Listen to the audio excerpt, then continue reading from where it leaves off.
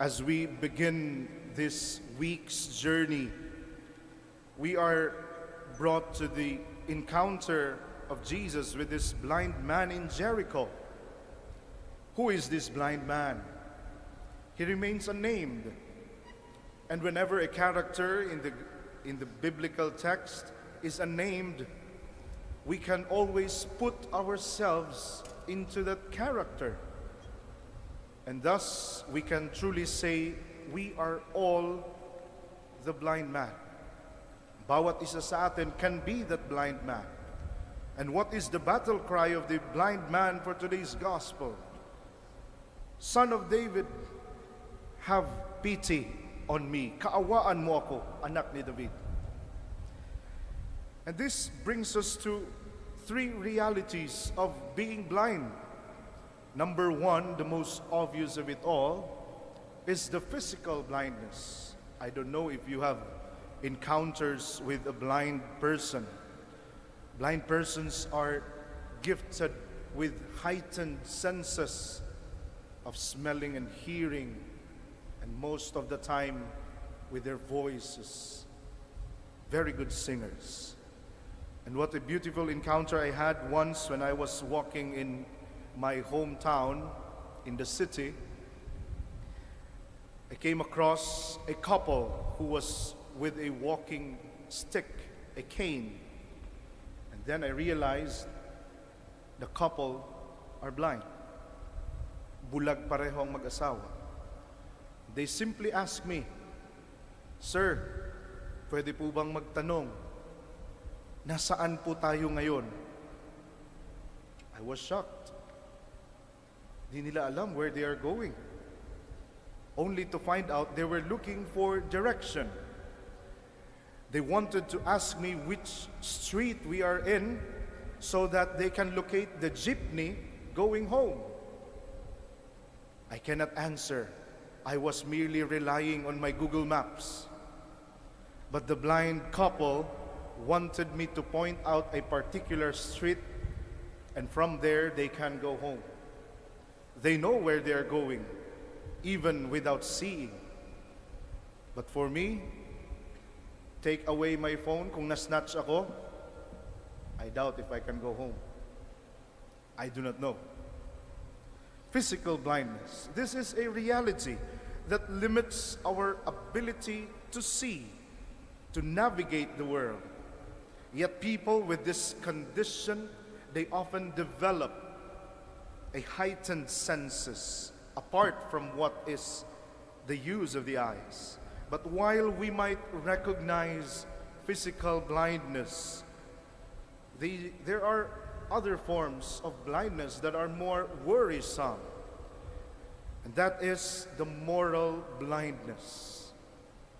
Moral blindness. What is moral blindness? Moral blindness po affects one's capacity to see what is right from what is wrong. Kung nagsisimula na tayong nagiging tahimik ang konsyensya, kung ang mali ay nagiging tama na, then we become morally blind.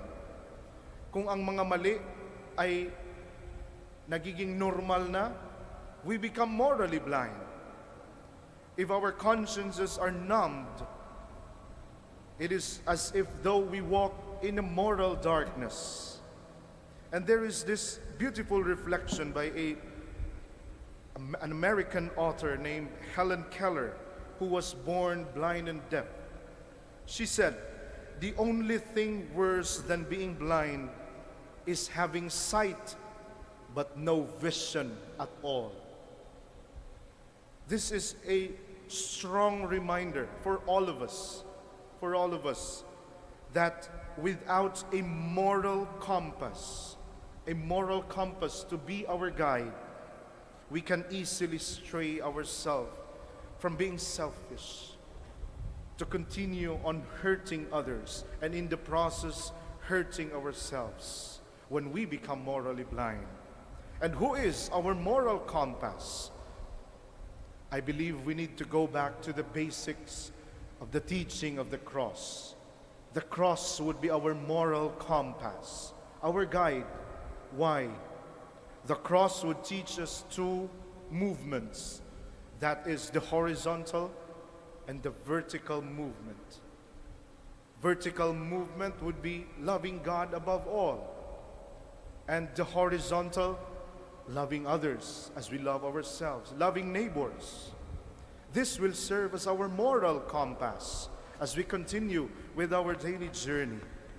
May the cross devoid us of the blindness of our moral lives. And finally, spiritual blindness. This is the kind of blindness that blinds us to the presence of God, the beauty of His creation, and the love He has for all of us. It's quite ironic when a seminarian would claim, I have lost my faith. Bakit pa ba tayo nandito?